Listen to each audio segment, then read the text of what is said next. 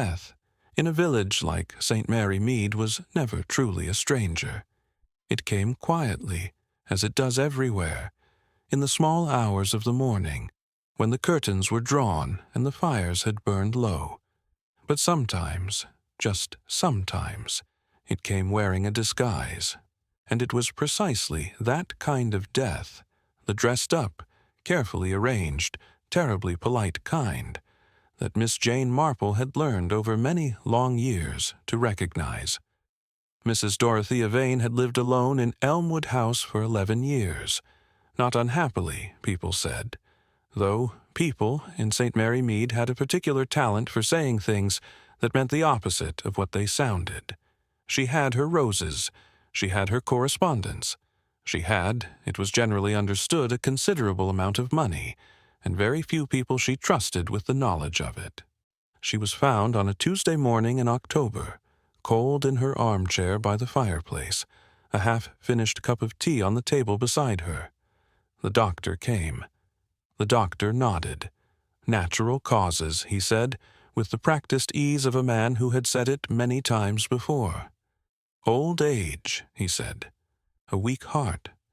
But the fire had been burning far too recently. And in the grate, curling at the edges like guilty things trying to disappear, were the remains of 6 letters.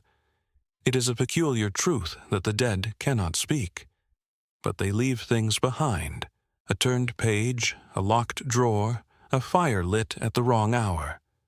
Miss Marple, who had spent a lifetime listening to what people did not say, understood this better than most. She picked up her knitting, looked once more at the fireplace, and said nothing at all. For now, the house that held its breath. The news of Mrs. Dorothea Vane's death reached Miss Marple on a Wednesday morning, tucked between a letter from her nephew Raymond and the weekly delivery of the Parish Gazette. It was Mrs. Bantry who told her, appearing at the garden gate with that particular breathlessness she reserved for deaths, scandals, and the occasional unexpectedly good Victoria sponge. "Dorothea Vane," Mrs. Bantry said, gripping the gate latch as though it might run away. "Found yesterday morning. Elsie, the daily woman, let herself in at 8:30, and there she was. Armchair. Cold. The doctor says it was her heart." Miss Marple set down her trowel. She had been planting winter pansies, small, determined little things that bloomed when everything else had given up, and she felt a sudden, a quiet sadness that had nothing to do with the flowers. "Poor Dorothea," she said, and meant it. She had known Dorothea Vane for nearly 30 years, not intimately, the way one knows a close friend, but in the particular way of village acquaintance, which is sometimes more revealing. You see a person at the post office, at church, at the summer fete. You notice the small things. The way she always bought stamps in multiples of 12. The way she never looked directly at anyone who mentioned her son. The way she sat alone at the back of St. Bartholomew's every Sunday, as though she had not quite decided whether she deserved a pew closer to the front. "Her niece has already arrived," Mrs. Bantry continued, lowering her voice in the manner of someone who is about to say something significant. "Clara, and that husband of hers, Gerald, came the same afternoon, if you can believe it. Awful lot of luggage for a condolence visit, I thought." Miss Marple thought so too, though she said nothing of the sort. She simply asked whether there would be a service, and whether anyone had thought to send flowers, and by the time Mrs. Bantry had exhausted herself with speculation and departed back down the lane, Miss Marple had already made a small, quiet decision. She would go to Elmwood House. The house stood at the far end of Vicarage Lane, set back from the road behind an old stone wall and a row of copper beech trees that had turned in October to a deep and mournful red. It was a handsome house in the Victorian manner. Tall windows, ivy on the east wall, chimneys that looked as though they had opinions. Miss Marple had always felt that houses held the personalities of the people who lived in them, the way old wool holds warmth long after it has been taken from the fire. Elmwood House, today, felt very still. She knocked at the door and was admitted by a young woman she did not immediately recognize.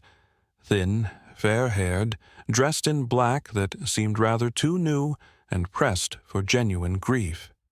Clara Holt. Miss Marple had met her perhaps twice before.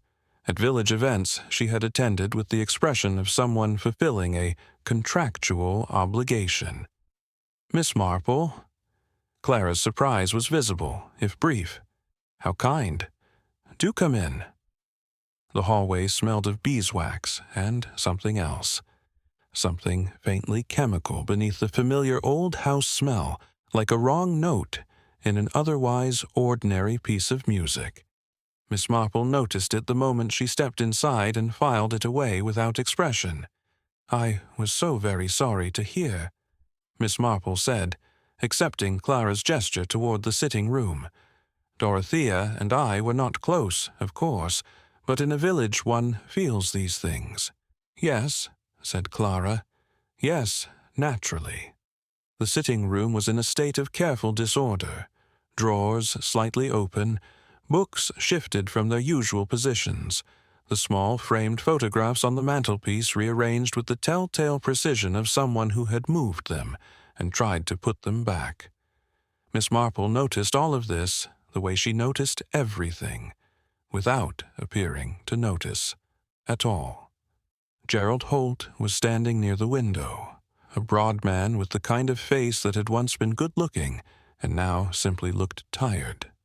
He shook Miss Marple's hand with the firm, slightly excessive grip of a man who wanted to appear confident and had never quite achieved it naturally. "Good of you to come," he said. "Terrible business. Terrible." "A shock," Miss Marple agreed, settling herself into a chair with the peaceful unhurriedness of a woman with nowhere particular to be. "Though I understand she had not been well." Clara and Gerald exchanged a look, so brief, so practiced, that a less observant person would have missed it entirely. "Her heart," Clara said. "Dr. Fenwick had been saying for months. We tried to visit as often as we could, of course, but Aunt Dorothea was—" She paused. "Independent. She didn't like to feel she was being looked after." "No," Miss Marple said gently.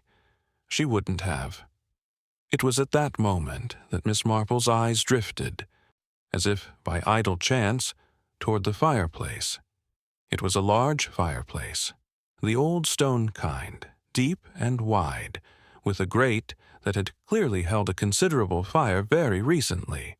The ash was pale and thick, and in among the ash, curling like broken wings against the iron back of the grate, were the unmistakable remains of paper. Several pieces, burned most of them, to near nothing, but not quite, never quite. One fragment, caught in the corner of the grate where the draught had not reached it, still held the ghost of handwriting. Just a few words, just enough. Miss Marple did not move toward it. She did not look at it for more than a moment. She simply continued her conversation with Clara about the difficulty of arranging funerals in October, and whether the church flowers would be chrysanthemums or something less severe. But her mind had already moved on. Someone had burned those papers in a great hurry, and hurry, in Miss Marple's considerable experience, was almost always a sign of fear. She accepted the cup of tea that Clara offered, took a small sip, and looked once more at the fireplace with the mild, pleasant expression of an elderly woman thinking about nothing in particular. She was, of course, thinking about everything. The letters that would not die. There is a particular art to being underestimated. Miss Marple had practiced it for so long that it had ceased to be an art at all, and had become simply the way she moved through the world. Slowly, gently, with a great deal of knitting, and a great many observations that she kept entirely to herself. People saw a small, white-haired old lady with kind eyes and a fondness for village gossip, and they relaxed. They always relaxed. It was, she had found, the most useful thing about her. Clara Holt had relaxed within 10 minutes. By the time the tea things were cleared away, she was speaking with the easy confidence of someone who believed they were managing a situation rather beautifully. She talked about the funeral arrangements, about the difficulty of reaching Dorothea's solicitor on short notice, about how exhausting it all was, and Gerald nodded along at intervals like a man who had been told what to nod at, and was doing his best. Miss Marple listened. She asked small, harmless questions. She admired a watercolor above the mantelpiece and inquired whether it was local. She mentioned that she had heard St. Bartholomew's was rather cold at this time of year, and perhaps they ought to think about the heating for the service. She was, to all appearances, exactly what she seemed. A kind-hearted neighbor filling an obligatory half-hour. And then she asked, with a little apologetic smile, whether she might use the lavatory. The upstairs bathroom was at the end of the corridor, past 3 closed doors and a narrow window that looked out onto the copper beaches. Miss Marple noted all of this on her way there, and rather more on her way back, including the door to what had clearly been Dorothea's bedroom, standing an inch ajar, with the particular quality of stillness that recently searched rooms tend to have. She did not go in. Not yet. There was a time for everything, and this was not it. What she did do, on her way back down the staircase, was pause on the bottom step and listen. Clara's voice from the sitting room, explaining something at some length to Gerald, a drawer closing, a brief silence. Long enough. Miss Marple moved to the fireplace with a quietness that her doctor would have found astonishing given his regular warnings about her hip. She crouched, carefully, yes, but quickly, and looked properly at what the fire had left behind. 6 separate piles of ash, she counted. Not one document burned at different points, but 6 distinct things, fed to the fire separately, at intervals. She could tell by the way the ash had settled in layers, each slightly different in shade. The earliest burns darker, the last one barely touched. Whoever had done this had been interrupted, or had run out of time, or both. The fragment she had noticed earlier was still there, sheltered in the far right corner of the grate where a slight warp in the iron back had created a pocket of still air. She picked it up with 2 fingers, holding it, as one holds something that might disappear if breathed upon too firmly. It was approximately 3 inches of paper, cream, good quality, the kind used for personal correspondence rather than business.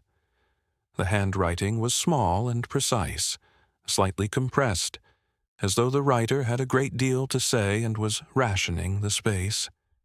A woman's hand, Miss Marple thought, educated, controlled. 3 lines remained legible. Cannot continue in this manner. You know what you have done, and the truth will not stay buried simply because you wish it to. I have written everything down. Everything. The rest was gone. Miss Marple read it twice, replaced it exactly where she had found it. She would need to return for it, but not yet, not while they might come in, and straightened up with a small grunt that she allowed herself only because there was no one to hear it. She stood for a moment looking at the fireplace. 6 burns, 6 letters, and at least one of them written in a hand she was now almost certain had been Dorothea Vane's own. Back in the sitting room, she accepted a second cup of tea she did not want, and asked, as though the thought had only just occurred to her, about the doctor. "Dr. Fenwick has been so attentive," she said warmly. I imagine it must be some comfort, having a doctor one trusts at a time like this." Something moved across Clara's face, not quite a flinch, but close. She recovered quickly. He was very good to Aunt Dorothea. Very thorough. He came often, did he? Regularly. Her heart, you know. He adjusted her medication several times over the past few months. "How fortunate," said Miss Marple, "to have someone so dedicated." Gerald set his cup down with a small, hard click that he probably did not intend anyone to notice. Miss Marple noticed it. "He'll be at the funeral, I expect," Gerald said in the tone of a man changing the subject. "I expect he will," Miss Marple agreed pleasantly. She finished her tea, made her farewells with the unhurried warmth of someone who has done what she came to do, and walked back down Vicarage Lane in the thin October light, with her coat buttoned to the neck, and her mind working at a pace that would have surprised anyone who saw only the gentle shuffle of her feet on the pavement. 6 letters. A doctor who adjusted medication, a niece who had arrived too quickly with too much luggage, a fragment of paper in a dead woman's own hand, promising that everything had been written down. Everything. Miss Marple turned in at her own gate, went inside, put the kettle on, and sat down with her knitting. She did not knit a single stitch. She simply sat and thought, and outside the window, the copper beech leaves fell one by one onto the still garden path. There was something deeply wrong about the death of Dorothea Vane. She had known it from the moment Mrs. Bantry had appeared at the gate. She knew it more certainly now.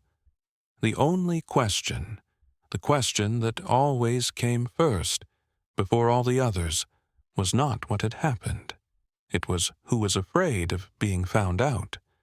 And people who were afraid, in Miss Marple's experience, always made mistakes. They always left something behind. A word, a look, a fragment in the corner of a grate where the draught did not reach. You simply had to be patient enough to find it. A solicitor's hesitation. Mr. Aldous Crowe had been the village solicitor for 31 years, and in that time he had learned, with the painstaking discipline of a man who understood what careless words cost, to say almost nothing while appearing to say a great deal. He was a small, dry man with a careful mustache and the kind of careful eyes that matched it, always measuring, always weighing, always keeping something back.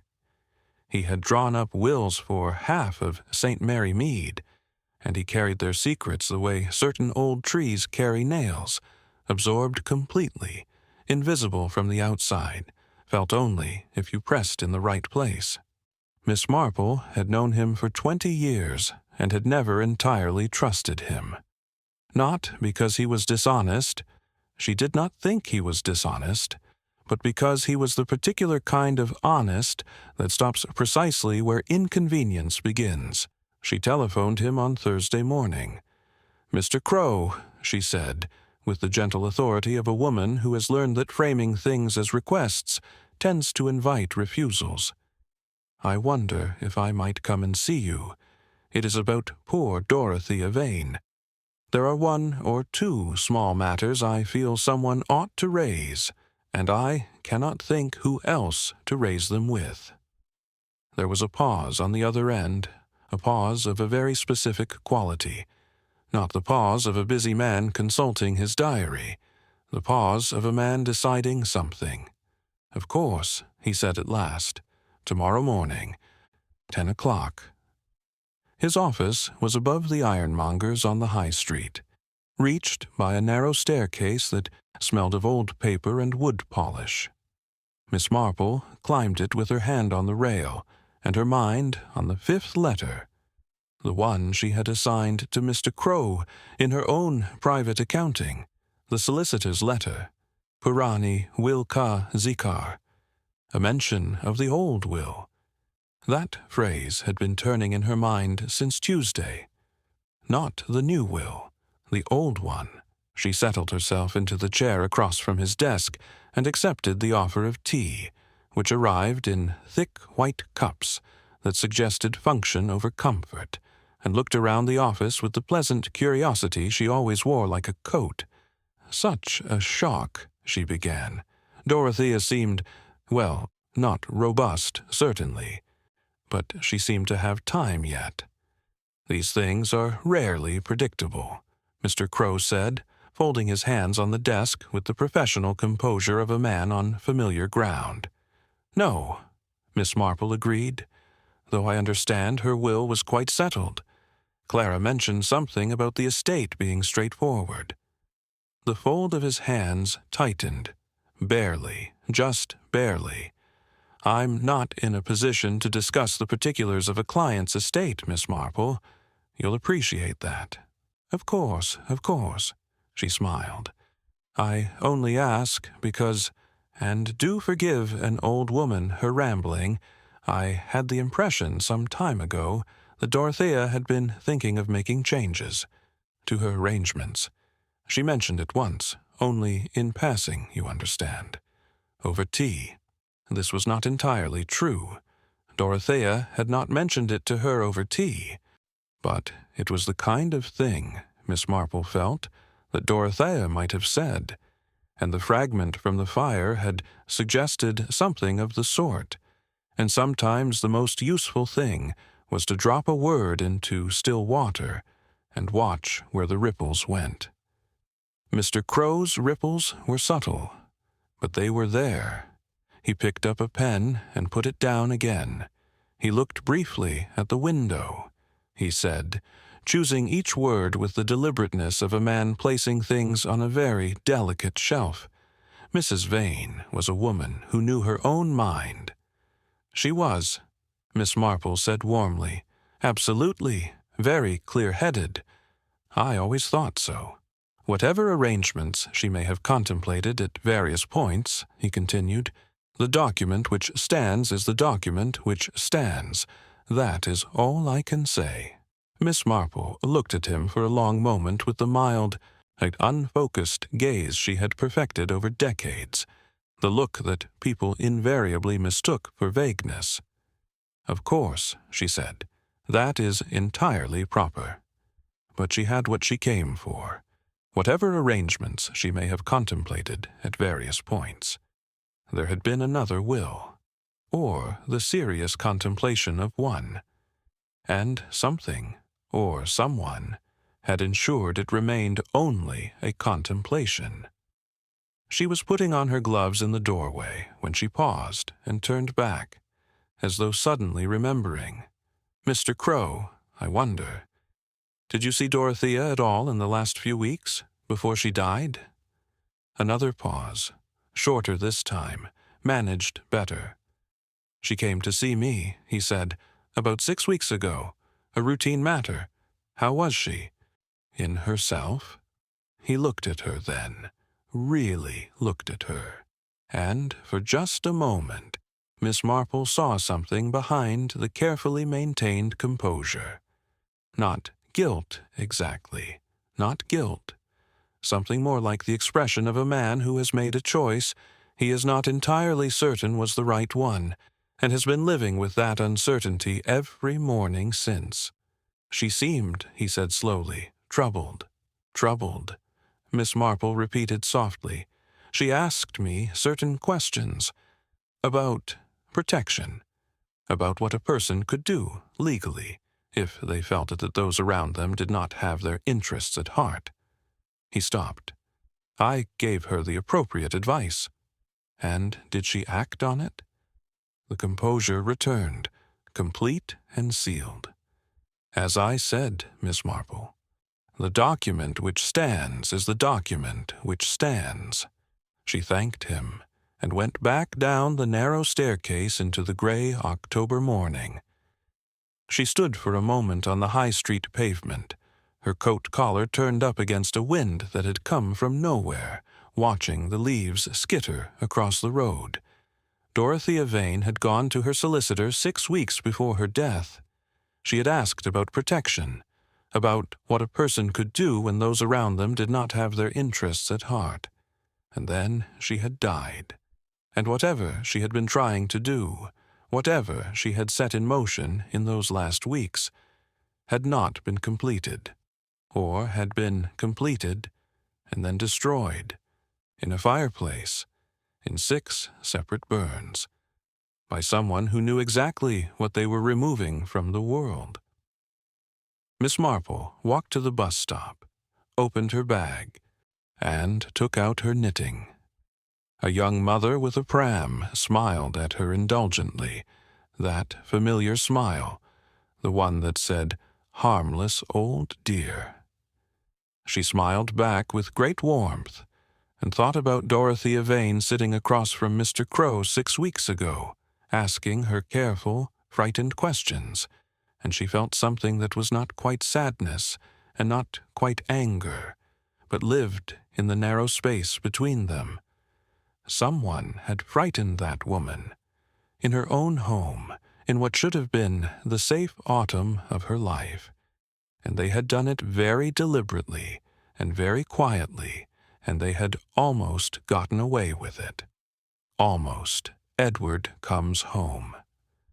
There are sons who leave and are forgiven, and sons who leave and are not, and the difference between them has very little to do with the leaving itself and everything to do with what came after. Miss Marple had known enough families, had watched enough quiet domestic dramas play out over garden fences and church pews and village fetes, to understand that the wound of an absent child was a particular kind of wound. It did not close. It simply learned to be carried. Edward Vane arrived on Friday afternoon, 3 days after his mother's death, in a hired car that he did not tip the driver for. Miss Marple did not see this herself. She was told it by Mrs. Price at the post office, who had seen it from her window and felt it said everything that needed to be said about the man. Miss Marple was inclined to agree, though she reserved her final judgment, as she always did, for when she had looked at a person herself. She arranged to look at him that same evening. The occasion was provided, as occasions in St. Mary Mead so reliably were, by the church. Reverend Doyle had suggested that the family might like to come and discuss the order of service for Mrs. Vane's funeral, and he had, at Miss Marple's quiet suggestion, delivered over the telephone that morning, thought it might be kind to ask 1 or 2 of Dorothea's oldest acquaintances along as well, to help with the details, to offer the comfort of familiar faces. Reverend Doyle was a good man who liked to be helpful, and did not always notice when he was being steered. Edward Vane was 51 years old and looked, Miss Marple thought, like a man who had spent those years in a series of places that had not quite agreed with him. He was tall, like his mother, but where Dorothea had been precise and self-contained, Edward had the slightly unfinished quality of someone who had never entirely settled into himself. His hair was dark, going to gray at the temples. His jacket was good, but old. His eyes were, and this was the thing Miss Marple noticed first, because she always looked at eyes first, his eyes were red. Not the theatrical redness of performed grief. The raw, private redness of a man who had been crying alone, probably in the hired car, and had not quite recovered. That, she thought, was interesting. Clara was already there when they arrived, seated beside Gerald with the rigid composure of a woman holding herself together through sheer force of will. She greeted her cousin, for that was what Edward was, Dorothea's son and Clara's cousin, a relationship that had clearly not been warm, with a kiss on the cheek that touched neither of them. "You took your time," she said, which she dressed as concern, and was not. "I came as soon as I could," Edward said, which may or may not have been true. Miss Marple sat in the corner with her knitting and her cup of tea, and watch them arrange themselves around Reverend Doyle's sitting room, like players who all knew the same play, but had rehearsed different endings. She spoke to Edward afterward, when the meeting had concluded, and Clara and Gerald had gone ahead to bring the car round. He was standing in the small hallway, turning his hat in his hands in the unconscious way of a man whose hands needed something to do. "You are Miss Marple," he said, when she appeared beside him. Not a question. He had clearly been told. "I am," she said. "I was very fond of your mother. In the way one is fond of people one admires from a small distance." Something in his face shifted. She didn't talk about people being fond of her. She talked about people being correct, proper, dutiful. He said the last word with a weight that had years in it. "She was a private woman," Miss Marple agreed gently. "She was a lonely woman." He said it plainly, without self-pity, which made it worse somehow. "And I made her lonelier. I know that. I've known it for a long time." Miss Marple looked at him with great steadiness. "When did you last see her?" 8 months ago. I came for 3 days. He stopped, turned the hat again. "It wasn't easy. It was never easy between us. But she seemed well. She seemed like herself." He paused. "When Clara telephoned me on Tuesday, she said it was sudden. The heart. I thought I had more time to make it right." He said this last sentence to the floor, and Miss Marple allowed it the silence it deserved. Then carefully, "Did your mother write to you in those 8 months?" He looked up. "Once, about 6 weeks ago. A longer letter than she usually sent. She wasn't a great correspondent, my mother. She liked things face to face." He hesitated. It was an odd letter. She said she was sorting things, getting her affairs in order, she called it. She asked me to come soon. I wrote back and said I would come in November. I thought November was soon enough." His voice did not break. It simply stopped for a moment and then continued. "Did you keep the letter?" Miss Marple asked. "I did. I brought it with me, actually. I don't know why. It felt wrong to leave it behind." He reached into his jacket and produced an envelope. Cream, good quality, the same quality as the fragment she had found in the fireplace, and held it, as though uncertain what to do with it now that he had mentioned it. "May I?" Miss Marple asked. He handed it to her without hesitation, which told her something in itself. The letter was 2 pages, written in the same small, precise hand as the fragment from the grate. Miss Marple read it with her face perfectly composed and her pulse doing something it had no business doing at her age. Dorothea had written about the garden, about the way the dahlias had done well this year despite the dry summer, about a book she was reading. And then, in the last paragraph, in handwriting that was very slightly less controlled than the rest, as though the hand had caught up with a thought the writer was not sure she should be committing to paper. "I have been thinking about trust, Edward, about who truly has it, and who has merely borrowed its appearance. There are people around me at present whom I do not entirely, but perhaps I am being foolish.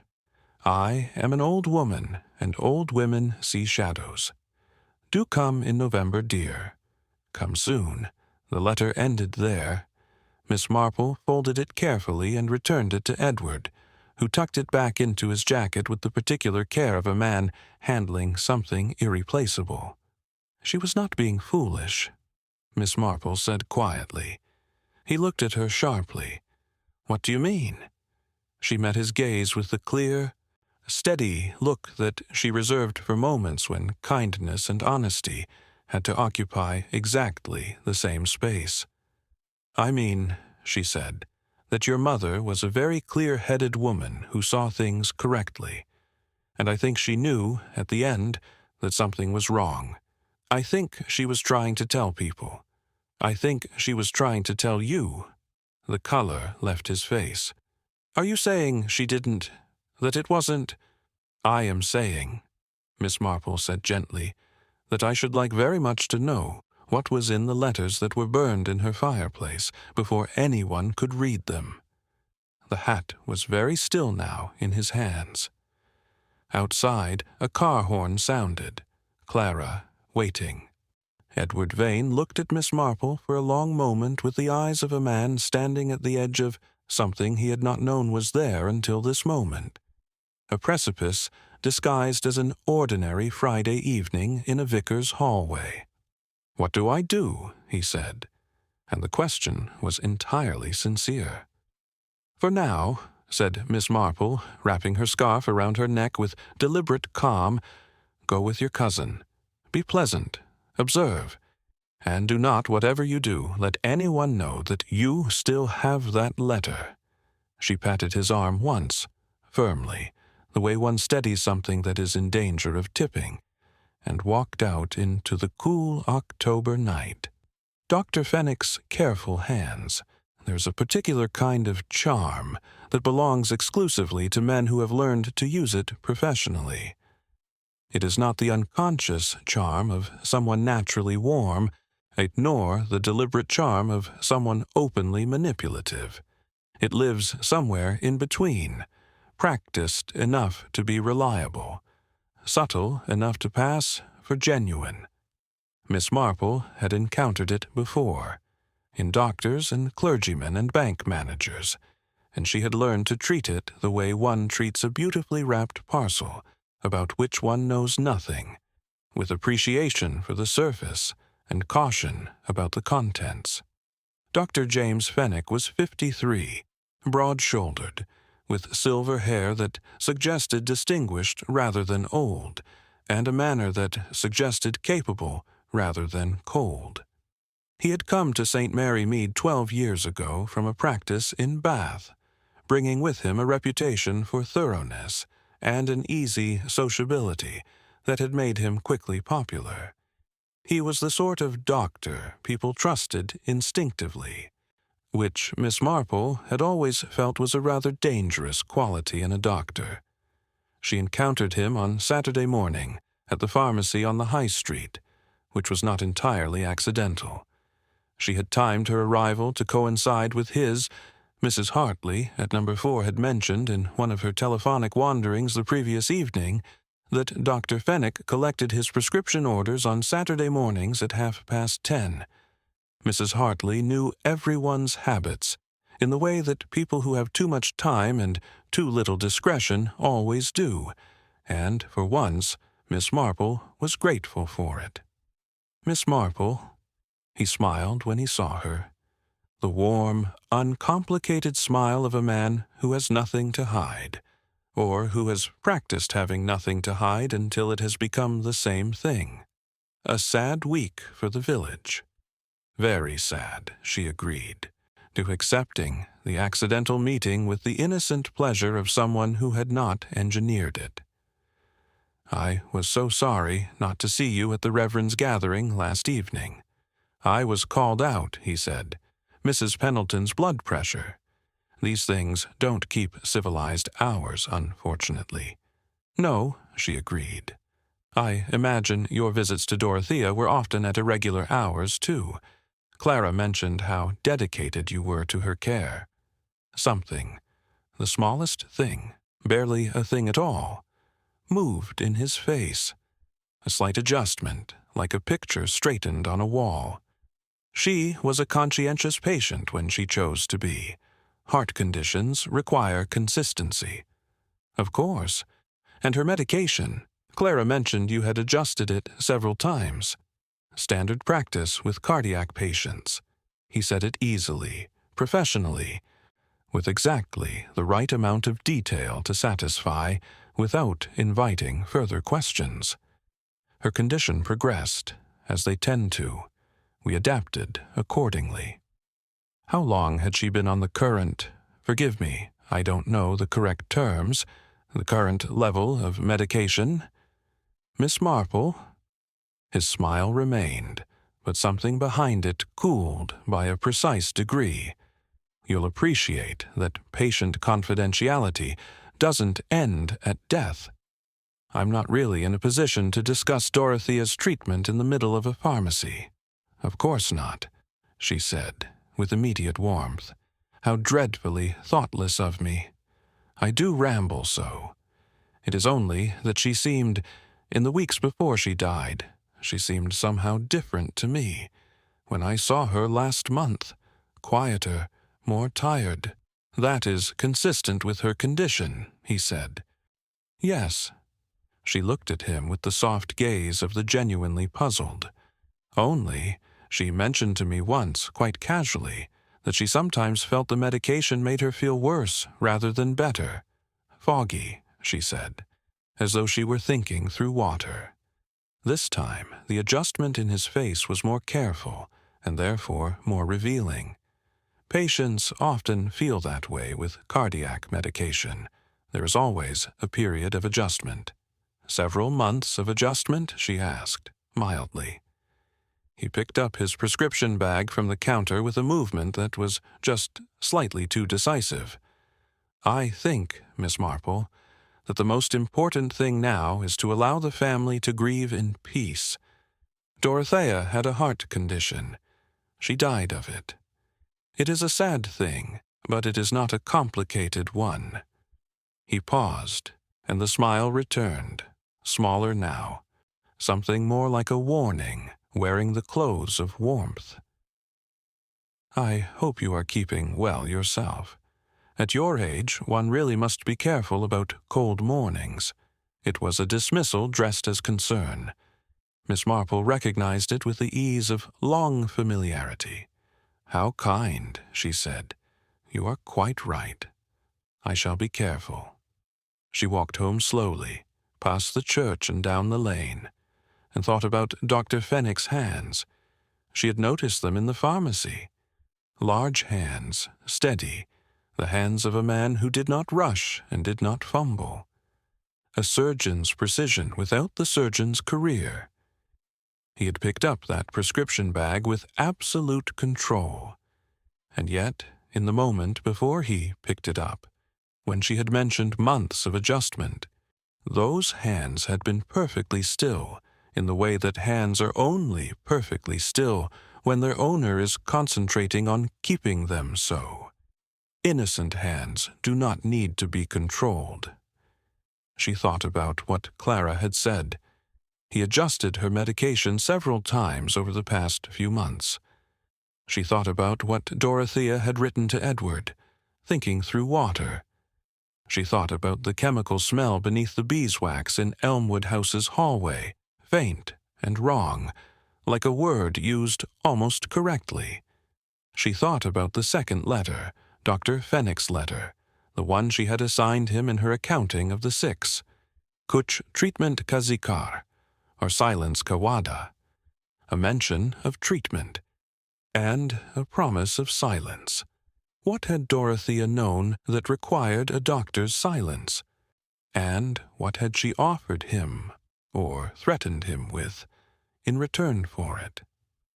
Miss Marple sat down at her kitchen table and poured herself a cup of tea, and thought about the particular vulnerability of old women living alone. How simple it would be for a trusted doctor to make small adjustments, gradual ones, the sort that looked at every individual stage like nothing more than reasonable medical management, too small to question, too incremental to alarm, building, slowly, toward an outcome that could be signed off on a death certificate without a second glance. She thought about how Dorothea had gone to Mr. Crow 6 weeks ago, asking about protection. And she thought about how, if Dorothea had confronted Fenwick, if she had told him she knew, if she had written to him, if she had threatened to go elsewhere, to raise questions, a man with something to lose might have made one final adjustment, a decisive one, not murder in the way that novels described it, not sudden, not dramatic, not traceable, just a quiet, clinical, irreversible decision made by careful hands in the privacy of a sick room. The most dangerous murders, Miss Marple had always believed, were the ones that looked like nothing at all. She set her cup down and looked out at the garden, where the winter pansies she had planted on Wednesday were holding their small, determined faces up to the gray sky. She needed the fragment from the fireplace. She had left it there, carefully, deliberately, because removing it before she had understood the whole picture seemed premature. But the picture was becoming clearer now, and the fragment was the piece she could not do without. She would need to go back to Elmwood House, and she would need a reason that Clara Holt would find entirely convincing. She thought about this for a moment, then reached for the telephone. "Reverend Doyle," she said when he answered. "I wonder if I might ask a small favor. It is about the flowers for Dorothea's service. I thought I might drop some from my garden, but I would need to see the arrangements already in place. Do you think Clara might allow me a brief visit tomorrow, just to look? I should not stay long." Reverend Doyle, who was a good man, and did not always notice when he was being steered, said he thought that was a lovely idea, and would telephone Clara at once. Miss Marple thanked him, replaced the receiver, and went to find her stoutest pair of walking shoes. Tomorrow, she thought. Tomorrow the fragment comes home. What the 6th letter said Sunday morning in St. Mary Mead had a quality of held breath about it.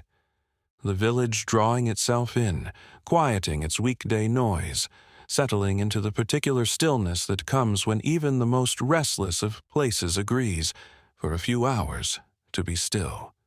The church bells rang at 8 and again at 10, and between them the lanes were empty, and the gardens were gray with dew, and the smoke from chimneys rose straight up into an air that had not yet decided what kind of day it meant to be. Miss Marple walked to Elmwood House at 9:30.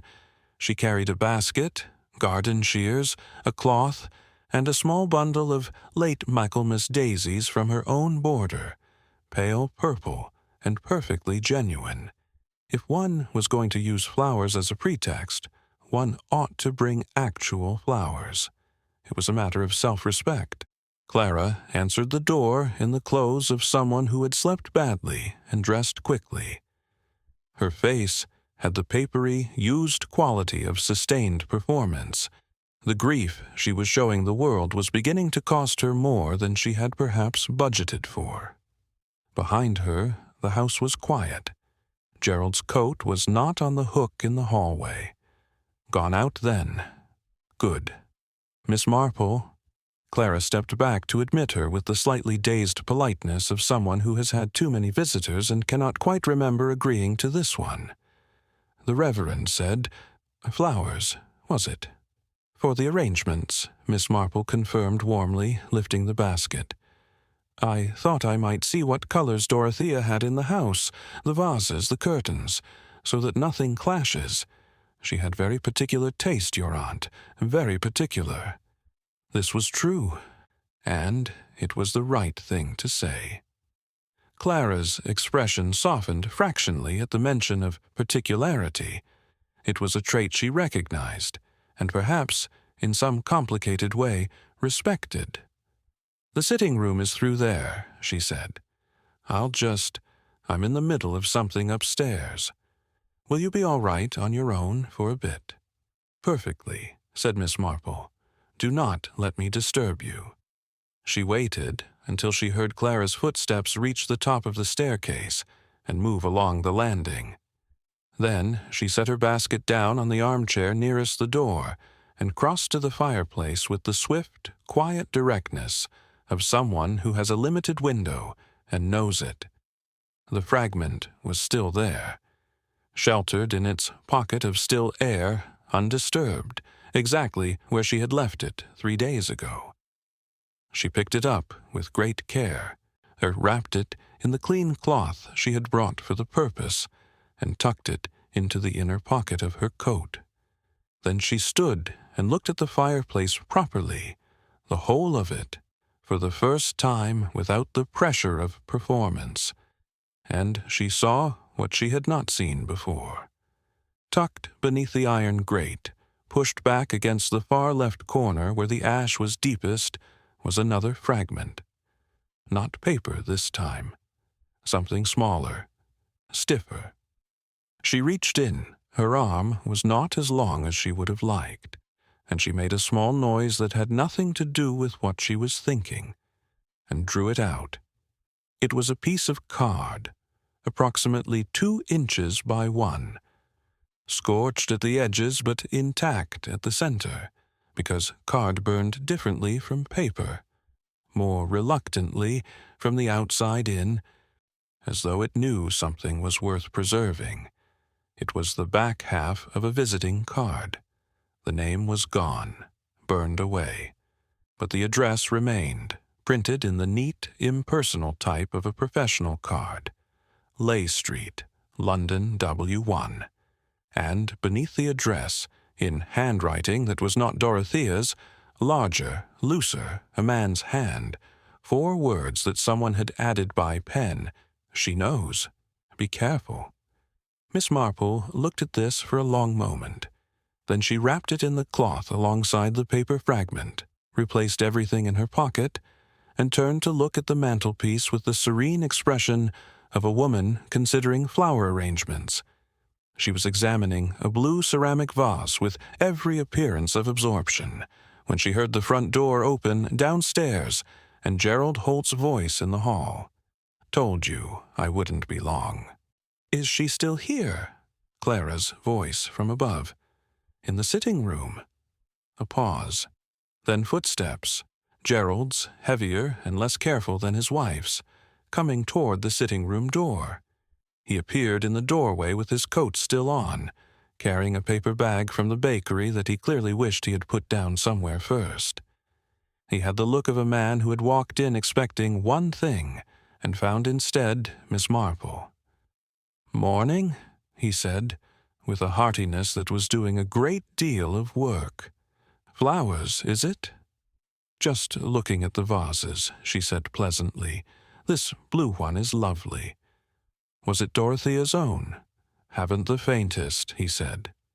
He came into the room and stood with the slightly restless energy of a large man in a small space, and his eyes went, she noted it, precise and automatic, directly to the fireplace.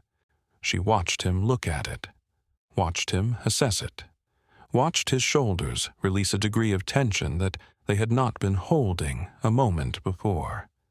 He thinks it's done, she realized. He thinks the burning is finished and the danger is gone.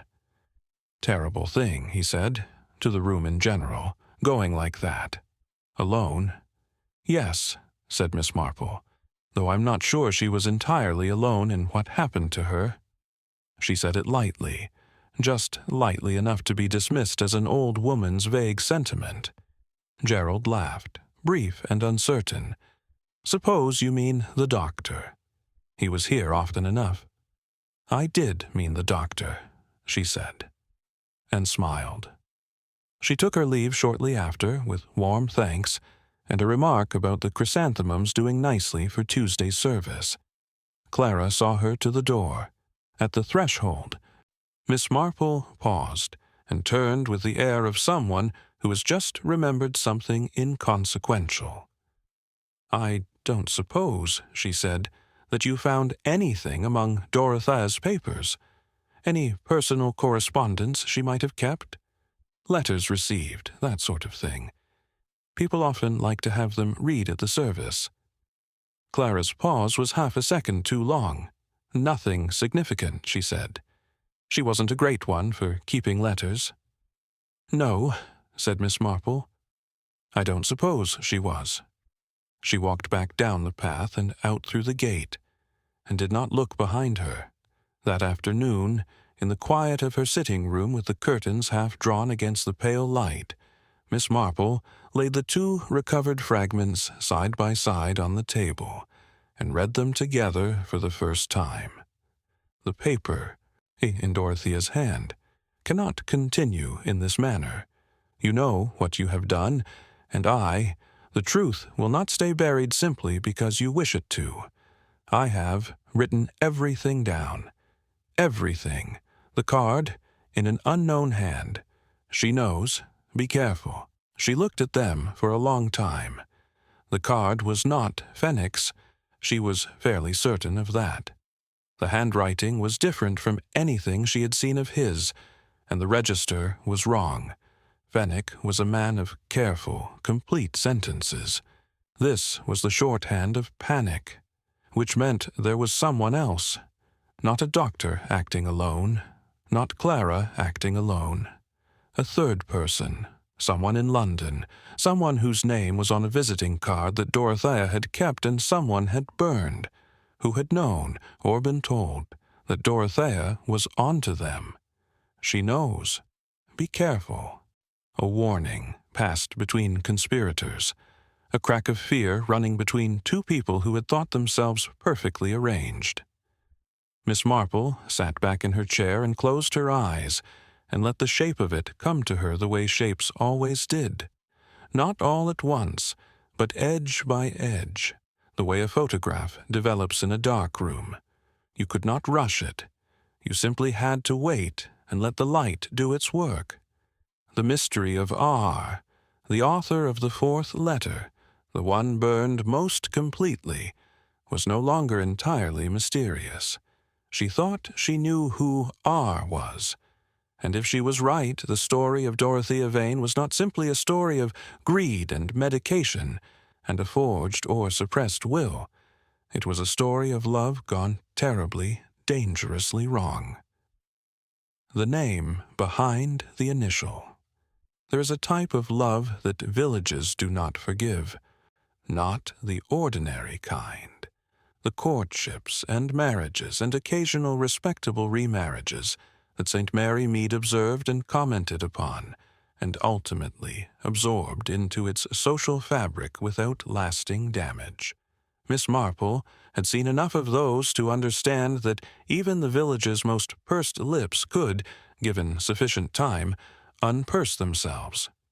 No, the love that villages did not forgive was the quiet kind, the hidden kind, the kind that asked for no ceremony and received none, and existed entirely in the private spaces between two people who had decided, for reasons the village was not invited to examine, to keep it entirely to themselves.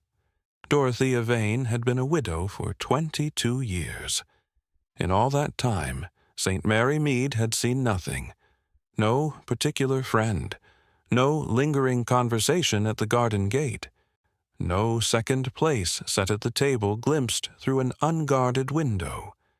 Dorothea had been, to all appearances, entirely self-sufficient in the way that suggested she had long ago made her peace with solitude and chosen it consciously. Miss Marple had always wondered about that. Chosen solitude had a particular quality, something settled and complete about it. But Dorothea's aloneness had always seemed to her more like a door held carefully closed than a room contentedly sealed. Someone had been on the other side of that door. She had begun to suspect it on Friday, after her conversation with Edward, when she had read Dorothea's letter, and noticed the phrase that was not about the dahlias, or the book, or the getting of affairs in order. There are people around me at present whom I do not entirely. The sentence had not been finished. But what struck Miss Marple now, turning it over in the quiet of Sunday evening, was not what had been omitted, but what had preceded it. People around me at present, as though there was a before, a time when the people around her had been of a different, more welcome kind.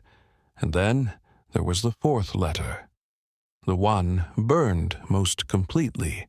The love letter burned so thoroughly that not a word remained, which told her that whoever had burned the letters had known exactly which one required the most complete destruction. You did not burn a love letter that thoroughly unless you were afraid of what it proved.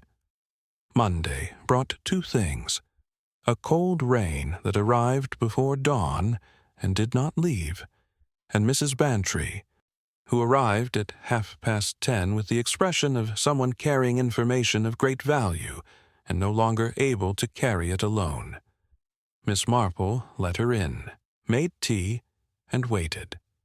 "I have been thinking," Mrs. Bantry began, wrapping both hands around her cup, "about something I saw. Last summer. July, I think. No, it was August, because Arthur was away at his brother's and I had the garden entirely to myself for a fortnight, which was heaven." She paused, remembered she had a point, and returned to it. "I was in Lexington, just for the day, shopping, you know, and I saw Dorothea." "In Lexington," Miss Marple repeated. Lexington was 14 miles from St. Mary Mead, near enough to reach conveniently, far enough that one would not encounter neighbors. "Outside a hotel," Mrs. Bantry said, with the careful precision of a woman who has rehearsed this. "The Carrington, the decent one on the square.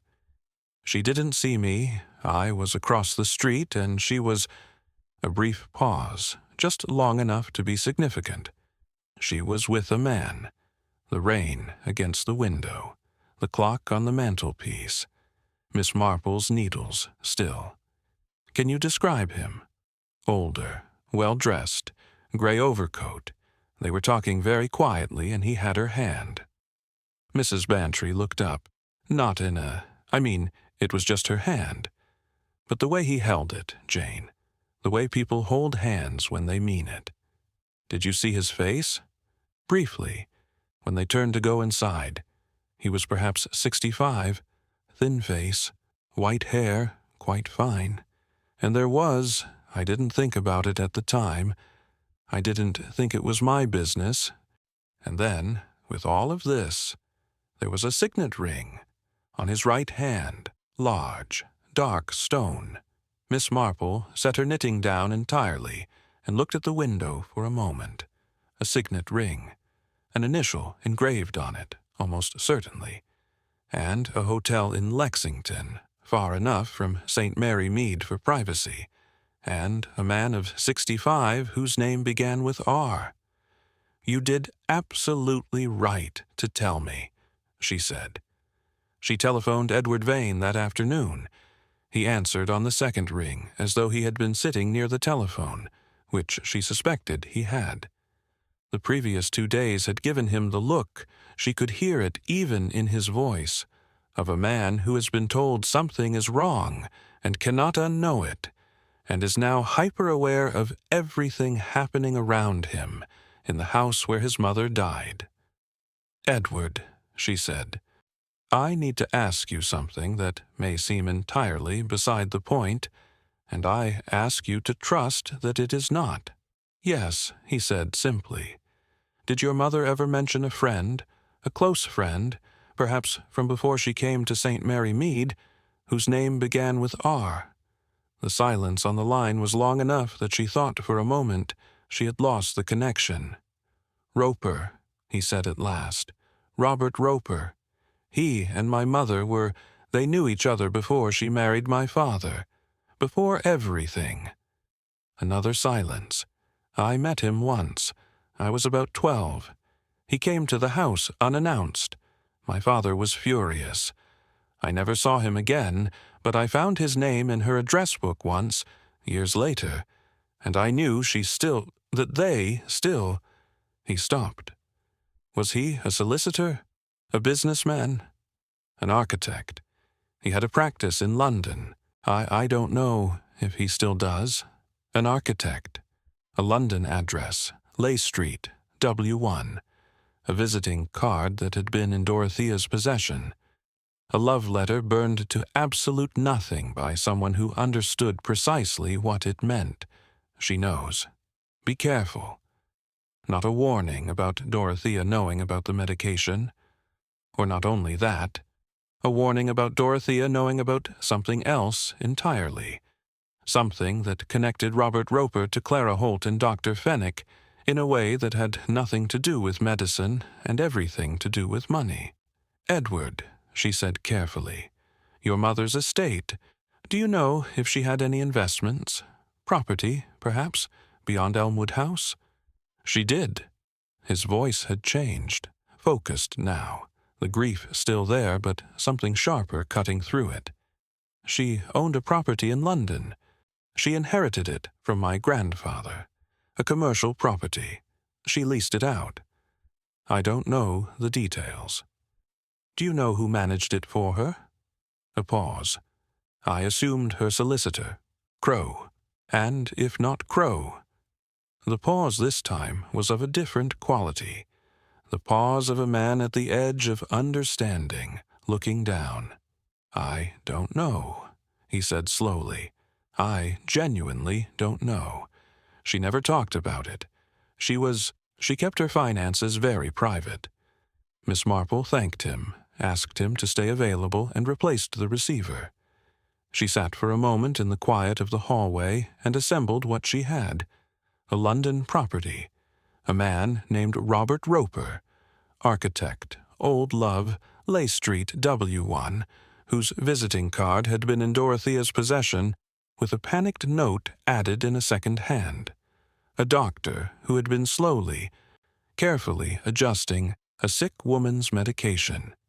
A niece who had arrived within hours of a death with too much luggage and a will already memorized.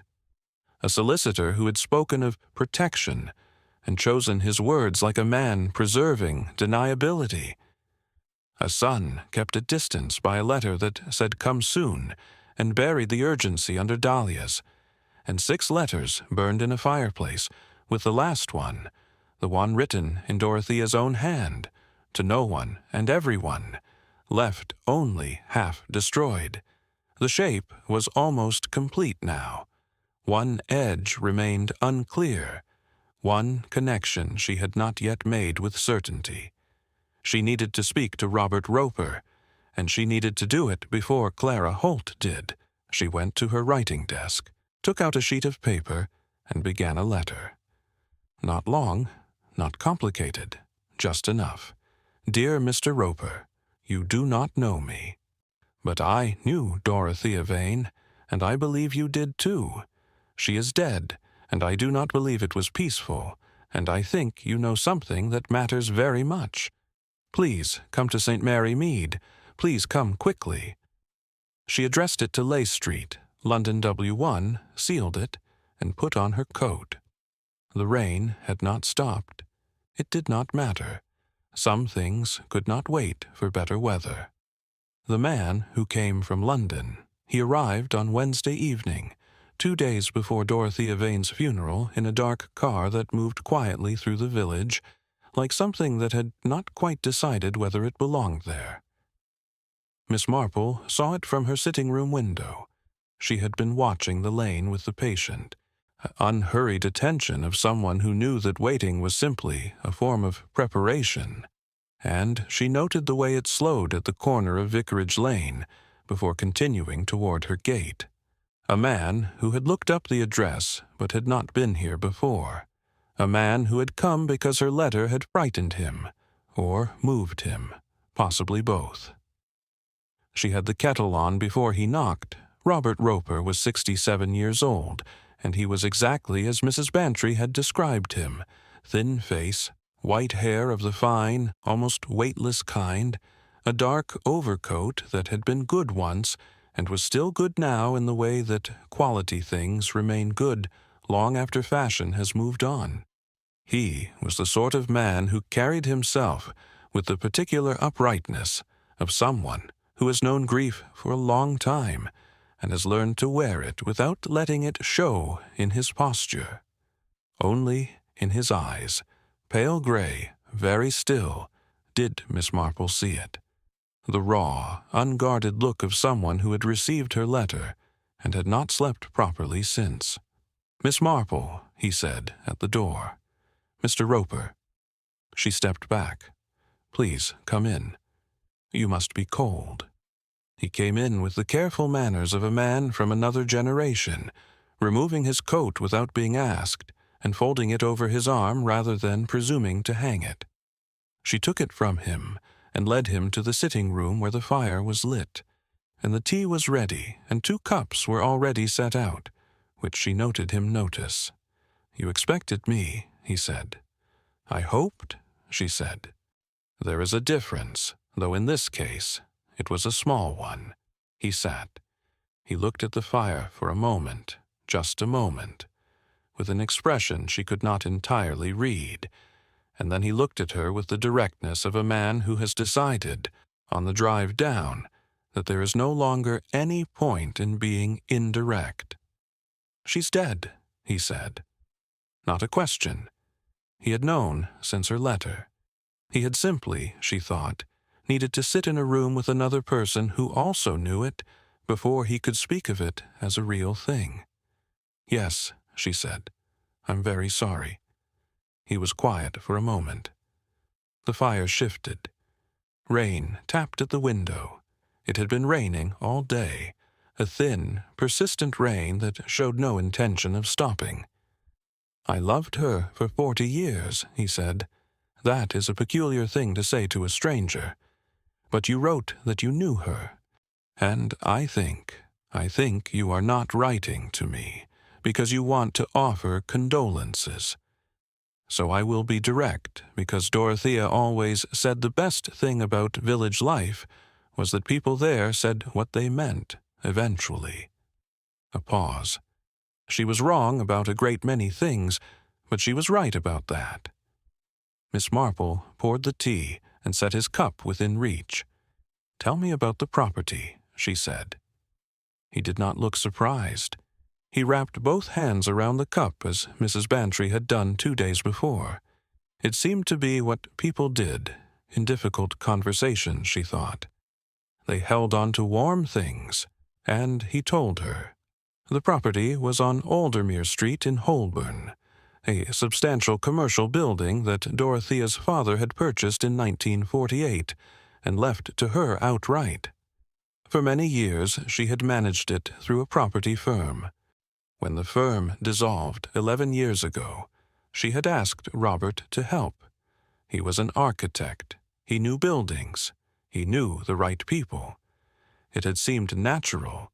They had, by that point, resumed the correspondence that her marriage and then her widowhood had interrupted, and were meeting quietly in Lexington, and occasionally in London, and she trusted him more than she trusted anyone. He had managed the property carefully and well for 7 years, and then Clara had found out. Dorothea had never told Clara about the building, he said. His voice was very level, the level of someone managing a thing precisely, because if they do not manage it, it will become unmanageable. Clara believed, had always been given to believe, I think, by Dorothea's general manner of privacy, that the estate was Elmwood House and some savings. When she discovered the London property, she also discovered that it was worth considerably more than the rest of Dorothea's estate combined. And she also discovered that Robert Roper had been managing it. He paused. And that Dorothea had, at some point in the preceding year, added my name to the property's deed as co-owner. Miss Marple set down her cup. She had put your name on the deed. She intended to leave it to me. Not all of it. She had already made provision for Edward, but a substantial portion. She changed the deed before she changed the will, because she trusted property law more than she trusted the will not to be contested. He looked at the fire. Clara discovered this when she went through Dorothea's private papers, without permission, I assume, though I cannot prove it. She found the deed. She found a letter I had written to Dorothea, an old letter from some years back, which made the nature of our relationship quite plain. And Clara used it, Miss Marple said. She came to me in September, polite as you like. She sat in my office on Leigh Street and she told me that she intended to contest the deed, contest the will, and, if necessary, make the relationship between me and Dorothea a matter of public discussion, including with my professional colleagues and clients. He said this without a particular emotion, which made it worse, somehow. She said that an architect who had developed an intimate relationship with an elderly female client whose property he managed was a man with serious questions to answer. She said that she would ensure those questions were asked loudly. "Blackmail," said Miss Marple, quite simply. "Blackmail," he agreed, dressed as legal concern. She said if I relinquished my interest in the deed and convinced Dorothea to revise her will in Clara's favor, she would say nothing. She said she only wanted what was fair. He made a sound that was not quite a laugh. She said it was what Dorothea would have wanted. "And did you tell Dorothea?" He looked up. His pale gray eyes held something that might have been guilt or sorrow, or the complicated mixture of both that comes from a decision one cannot revisit. "I wrote to her immediately. I told her everything. That was the letter she burned, or tried to burn. She wrote back to say she knew. She had suspected Clara for some time. She said she was going to act." He paused. "She said she was going to write everything down. Everything. All of it. The deed, the letters, Clara's visit to my office, the dates and the words she had used. She was going to put it in a letter to someone she trusted, someone outside the immediate circle, and ensure it was safe. She was going to send it to Mr. Crow, Miss Marple said." He nodded. That was the plan. But then he stopped. Then Fenwick increased her medication, and she became confused, tired. She told me in one of her last letters that she was struggling to finish a thought, that things felt distant. She said she was trying to complete the letter to Crow, but that she needed a clear day. She was waiting for a clear day. Miss Marple thought of Dorothea Vane sitting at her writing desk, in the thin October light, trying to find a clear day in a mind that was being deliberately clouded, writing to her son in half-sentences, going to her solicitor with frightened questions about protection, burning in the fireplace the things she feared Clara would find, and keeping the most important letter, the one she was writing for Crow, for last. "She never finished it," Miss Marple said quietly. "She never finished it." The fire settled. The rain continued. Outside, the village of St. Mary Mead went about its quiet Wednesday evening entirely unaware that in a small sitting room on the lane, the shape of a woman's murder was being drawn in full for the first time. "Mr. Roper," Miss Marple said, "the note on your visiting card, the one that was in Dorothea's fireplace. She knows. Be careful. That was not your handwriting." He looked at her steadily. No, that was Fenwick. She had thought so. But hearing it confirmed sent something cold moving through her with great precision. "Fenwick wrote to you." He telephoned. He said Clara had spoken to him, had brought him into it. She had told him that if he managed Dorothea's final months carefully, he would be remembered generously, and she told him that Dorothea had begun to suspect and that he should be careful. He telephoned me because he was frightened and wanted to know how much I knew. Roper's jaw tightened. I told him nothing. But I went to Dorothea's that weekend and left my card with a note. I wanted her to know it had gone further than Clara. I wanted her to know the doctor was involved. She received it, Miss Marple said. She kept it, and someone burned it with the letters, but not thoroughly enough. He looked at her with those still gray eyes. "Can you prove any of this?" Miss Marple thought of the fragment in her coat pocket, of Edward's letter, of Mr. Crow's careful cornered silence, of Dr. Fenwick's hands holding themselves very still over a prescription bag, of Clara's eyes going to the fireplace the moment she thought no one was watching. "Not yet," she said, "but proof and truth are rarely as far apart as guilty people hope." She rose and went to the writing desk in the corner, and returned with a sheet of paper and a pen, which she set before him. "I am going to need you to write down everything you have told me this evening. Dates, conversations, the substance of Clara's visit to your office, everything, in your own hand." He looked at the paper for a long moment. "It will mean explaining the nature of my relationship with Dorothea," he said.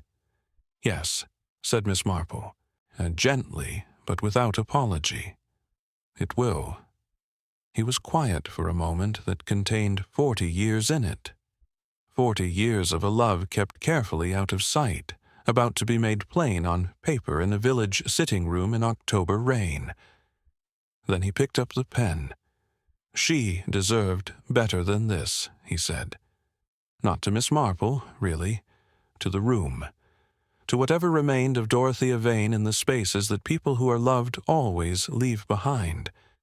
"She did," said Miss Marple, "and we are going to see to it that she gets it." The last letter read aloud. Dorothea Vane was buried on Friday morning in the churchyard of St. Bartholomew's, beneath a sky that had finally cleared overnight and left the village washed and pale and very still. The chrysanthemums were white. The turnout was modest, the way turnouts always are for people who have lived quietly and kept their own counsel, but genuine, which is rarer and matters more. Edward stood at the graveside with the careful uprightness of a man holding himself together through sheer determination, and he did not look at Clara once, which required, Miss Marple thought, considerable effort. Robert Roper stood at the back, near the lich gate, in his dark overcoat. He had come down from London the previous evening and taken a room at the inn on the High Street. He did not introduce himself to anyone. He simply stood and watched, and when the service was over and the mourners began to move away, in the thin November light, he remained at the gate a moment longer with his hat in his hands, saying a private thing in silence that was none of anyone else's business. Miss Marple had spent Thursday doing 3 things. The first was a second longer visit to Mr. Crow, during which she placed Robert Roper's written account on his desk and sat quietly while he read it. She watched him read it, the way one watches ice thaw, the careful composure softening, degree by degree, into something more genuinely troubled. When he finished, he set it down and looked at her across the desk with the expression of a man who has been carrying something that has become heavier than he initially calculated. "She asked me," he said, "to draw up a new document. In September. She came with very specific instructions and asked me to prepare a statutory declaration, a formal account of her concerns about her medical care and the conduct of her niece, witnessed, dated, legal." He paused. "I told her I would prepare it. I asked her to return the following week to sign it. But she did not return," Miss Marple said. "She telephoned to say she was unwell, that she would come when she was feeling clearer. I told myself." He stopped. He looked at the window. "I should have gone to her. I should have taken the document to Elmwood House and sat with her until she signed it. Instead, I waited because it was easier to wait, and because I told myself it was a matter of professional procedure." He was quiet for a moment. "She trusted me. She came to me because she trusted me." "Yes," said Miss Marple, "she did." She did not say anything else. There was nothing else that needed saying. The silence said it more completely than words would have. "What do you need from me?" he asked. "Everything," she said. "Everything you know, in writing, given to the police. Today, Mr. Crow, not tomorrow." He reached for his pen without another word. The second thing she did on Thursday was speak to Inspector Duckham of the County Constabulary, who had the useful combination of a good mind and the wisdom to know when to use it by listening to someone else. She had dealt with him twice before, and he had learned, as the better policeman always did eventually, that Miss Marple's mild suggestions tended to be rather more than suggestions and considerably more than mild. She gave him Robert Roper's account. She gave him Mr. Crow's.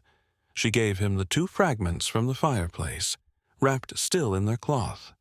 She described, with precise and unhurried clarity, what she had observed in Elmwood House on the day of her visit, the chemical smell, the displaced photographs, the ash in the grate still warm, and she outlined, in the ordered, logical manner that people who dealt only with her social surface invariably found surprising, the case as she understood it. Clara Holt and Dr. Fenwick had acted together. Clara had identified the opportunity, the inheritance, the deed, the vulnerable old woman living alone. Fenwick had provided the means, the incremental adjustments to medication, the slow clouding of a sharp mind until it could not organize its own defense. The motive was money, and the method was patience, and the cover was the perfectly ordinary death of an elderly woman with a documented heart condition. They had almost gotten away with it. They would have gotten away with it, she said, if Dorothea had not been, even at the end, even through the confusion and the fog and the fear, exactly herself. Precise, determined, writing things down, trusting that truth left enough traces that someone careful enough would find them. Inspector Duckham listened without interruption, which was a form of respect she appreciated. "The doctor will be the key," he said, when she had finished. "If the medication can be established, if there's evidence of deliberate overdose, sustained—" "There will be," Miss Marple said. "Have the post-mortem reviewed." The original was signed by Fenwick's colleague, which was a courtesy. Doctors do these things for one another. It means nothing in itself. But have someone else look. Someone who does not know the names involved. He nodded. And Miss Holt. Clara will deny everything until the moment she cannot.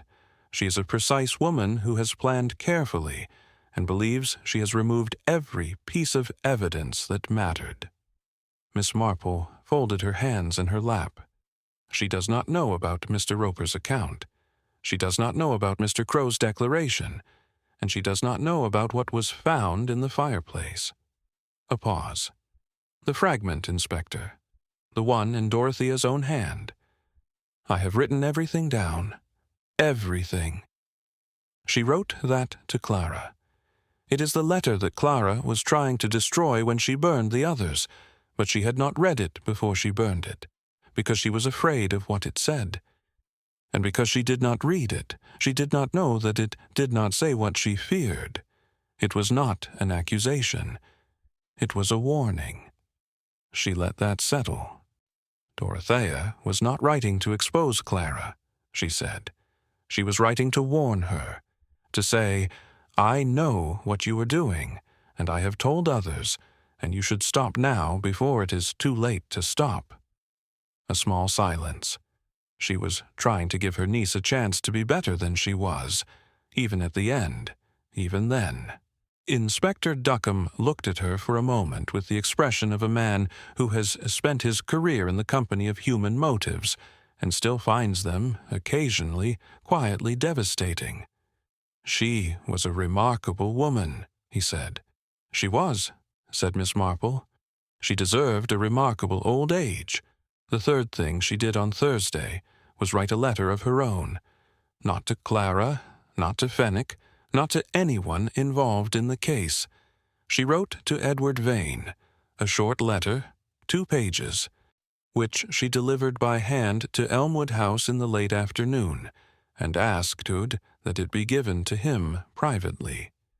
In it she told him, as clearly and gently as she knew how, what his mother had been in the last weeks of her life. Not frightened, though she had reason to be frightened. Not defeated, though she had reason to feel defeated. She had been, to the last, the woman who planted dahlias in a dry summer and noted with satisfaction that they did well anyway.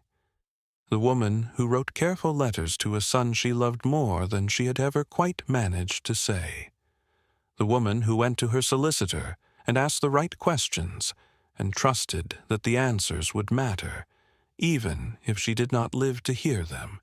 She had been, in short, entirely herself.